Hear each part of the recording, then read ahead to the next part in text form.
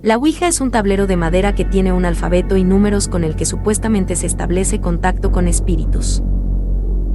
Son muchas las historias sobre los contactos con entidades de otros planos a través de este famoso tablero, y es mucha la leyenda negra que cubre la práctica de este juego. La Ouija la suelen practicar habitualmente demasiados practicantes inexpertos, indocumentados y desconocedores. Son muchos los que se adentran en este enigmático mundo, careciendo de un mínimo de conocimientos imprescindibles que puede hacer de la sesión de Ouija un auténtico trauma para sus participantes. Practicar la Ouija puede llegar a ser muy peligroso psicológicamente, sobre todo, si la sesión no es orientada por un experto y conocedor en la materia que calme los ánimos y la excitación de los concurrentes. Aunque no está clara la veracidad de la conexión con los espíritus, lo que sí está claro son los dañinos efectos que puede causar en los jugadores.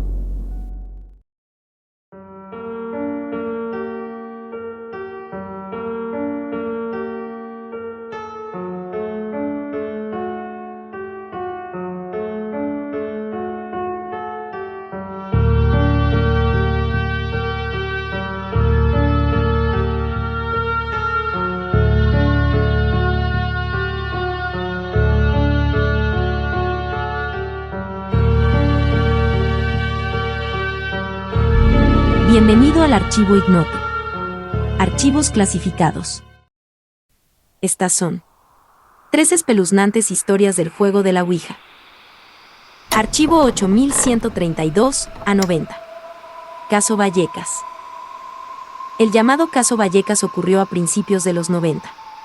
Se considera que el detonante fue una sesión de Ouija.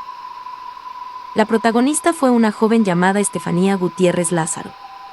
Estefanía había participado en una sesión de Ouija con unos compañeros del Colegio Aragón. Los jóvenes, que estaban en un aula vacía, fueron sorprendidos por una profesora mientras jugaban. En ese momento, el vaso que utilizaban como puntero se rompió, y de él salió un extraño humo, que según los testigos acabó siendo inhalado por Estefanía.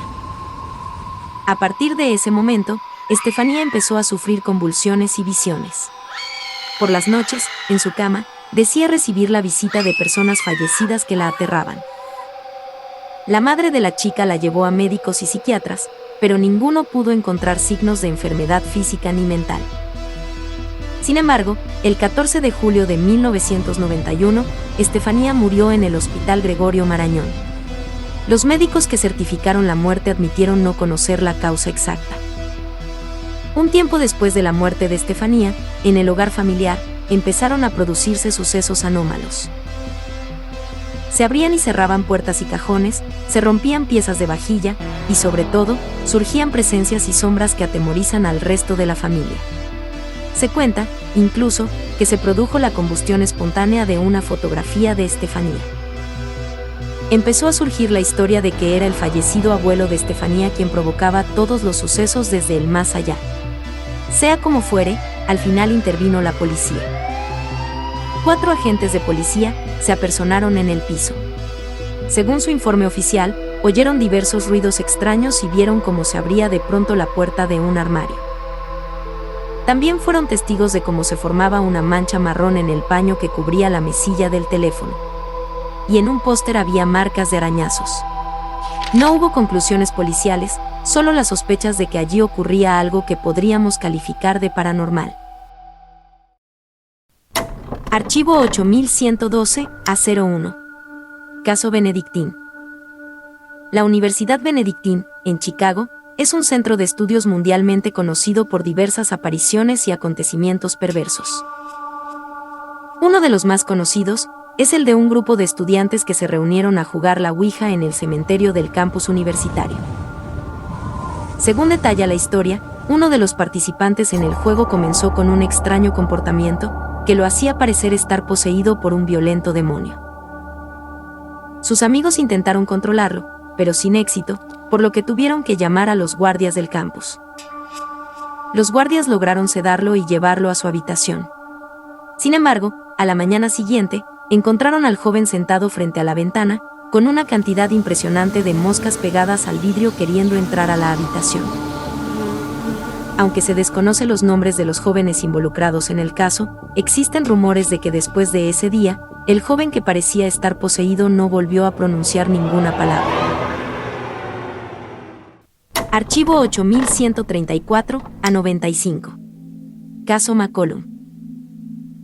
El siguiente caso ocurrió en Inglaterra en el año 1995 y fue uno de los casos más conocidos que involucran a la Ouija como elemento de perturbación. David McCollum era un joven de 20 años, fanático de la música del género heavy metal y con una particular característica.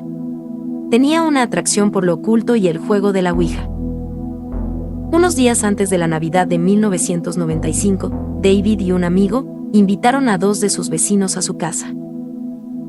Sus vecinos, Michael y Stephen, de unos 15 años, accedieron a la invitación ya que conocían a David como vecino y confiaban en él. Pero todo cambió cuando ingresaron a la casa. Se encontraron con el piso, las paredes, el techo y los muebles escritos con frases demoníacas. Además, había pentagramas y símbolos de artes ocultas escritos, así como libros, fotos y pósters del asesino en masa Charles Manson. En una esquina, había un altar improvisado, con velas negras y un paño negro. Según dijo David, era un altar al demonio, pues eran sus adoradores. Luego de ver esto, Michael y Stephen se encontraban muy asustados y solo pensaban en que tenían que salir de ese lugar. A esta altura, no era muy difícil pensar que ambos se encontraban con una sensación de peligro. Pero David sacó un tablero de Ouija y les dijo que se sentaran a jugar. Los niños estaban aterrorizados y no querían hacer enfadar a David, por lo cual accedieron. David comenzó a tener una conversación con un ser que él llamaba el Amo. La sesión continuó, y en un momento David preguntó: «Si usted es Satanás, ¿qué es lo que quieres que haga?». En ese momento, la respuesta de la Ouija fue: «Mata». Michael se paró y trató de correr. Sin embargo, David lo atrapó y sacó un cuchillo. David comenzó a apuñalar a Michael frenéticamente, terminando con su vida. En total había sido apuñalado 11 veces. El amigo de David miraba horrorizado. Mientras tanto, Stephen salía corriendo a la calle a pedir ayuda. El cadáver de Michael fue envuelto con las ropas de la cama y arrojado junto a un bloque de pisos al sudeste de Londres. Finalmente, David terminaría arrestado y sería más tarde llevado a juicio. En el juicio se probó el asesinato, pero solo fue condenado por homicidio no premeditado, debido a que declaró que unas voces le obligaron a hacerlo, y fue enviado a Broadmoor, una instalación de alta seguridad para asesinos de mentes. ¿Conocías estos casos? ¿Conoces un caso similar? Estaré leyendo sus comentarios. No te olvides de suscribirte y compartir, me ayudaría mucho a seguir creciendo. En el siguiente capítulo, 3 controvertidos experimentos científicos.